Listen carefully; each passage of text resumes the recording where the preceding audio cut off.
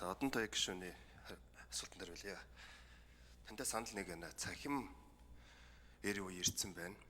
Тэгээд одоо дэлхийн хамгийн том компаниуд бол үнэхээр одоо өмнө бол уулар ухаан нефть газ одруулдаг компаниуд байсан. Одоо бол яг цахим компаниуд болцсон байгаа. Тэгэхээр Монгол улсын өнөөдрийн нөхцөл байдал бол яг үндэ бол яг цахим талдаа бол эдийн засгийн талдаа тийм том дэмжлэг байгаагүй.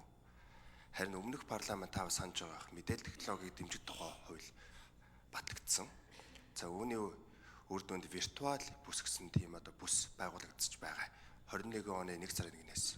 За виртуал бүсийг одоо амьлуулах 2 журам нь бол сая засгийн газраар 9 сард батлагдсан. Энэ тодорхой хэмжээний цахим одоо эдийн засгийг тэлнэ гэж харж байгаа юм. Үүнд одоо мэдээлэл технологи компаниуд бүртгэгдснээр урлагийн албан татвараас чөлөөлөгдөн, нөөдөс чөлөөлөгдөн, дээрээс нь нийгмийн даатгалын шимтгэлийн буцаан олголт хийн. За экспортын бүтээгдэхүүн гаргуул тэгвэл судалгаа шинжилгээ гэж ярддаг. Одоо R&D-ийн зардын 70% нь буцаан олгоно. Хиймэл уяндаа тулгуурдсан бүтээгдэхүүн гаргуул 40% нь буцаж олгоно гэх мэтчтэн одоо дэмжлэгүүд орсон байгаа юм. За олон улсын жишгийг харахад бол виртуал зүүн бий болсноор цахим эдийн засгийн нэлээд томоор дэлдэг юм байна лээ. Жишээлбэл Молдав улс бол 2017 онд яг энэ виртуал зоонтой адилхан тийм зоон хууль батлагдсан. Тухайн үед бол цахим эдийн засаг нь бол 212 сая доллар байсан.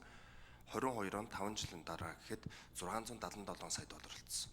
Гүрж улс мөн адилхан. 2011 онд цахим одоо эдийн засгээ дэмжих тийм хууль батлагдсан. Яг манай Монголын одоо виртуал зоонтой адилхан. Үүнд тухайн үед бол цахим эдийн засаг нь бол 32 сая доллар байсан. 5 жилийн дараа гэхэд бол 240 сая доллар болсон. Тэгэхээр одоо Монгол улс бол яг өнөөгийн байдлаар бол нийт одоо дотоодны бүтээгдэхүүн болон GDP-ийн цахим эдийн засаг бол 2% эзэлж байгаа.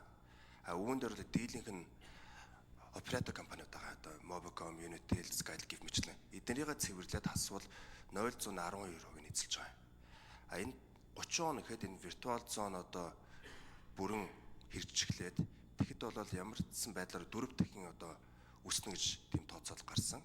Гэхдээ энэс илүү өсөх бололцоотой. Яг тэгвэл хиймэл оюуныг ч гэсэн одоо засгийн газар нэлээд дэмжиж тэгээд эрхчлэлд бол GPU-гийн кластер байгуулагдана. Энэ кластерда бид нар дан төрийн хэрэглэхгүй харин эсрэгээр одоо эрдэмтдийн судалгааны байгууллагууд болон одоо манай стартап гарааны бизнесүүд ч гэсэн одоо GPU-га Монголдо ашиглах болцоог нээн. Одоогийн байдлаар бол одоо гадны серверүүд үнэтэйгээр түрээсэлдэг. Харин эсрэгээр манай дата центрт үүнийг бүрэн ашиглуулад хиймэл оюун тулгуурсан бүтээгдэхүүн үйлдвэрлэх мөн бусад цахим одоо эдийн засгаа дийлэх шинэ бүтээг.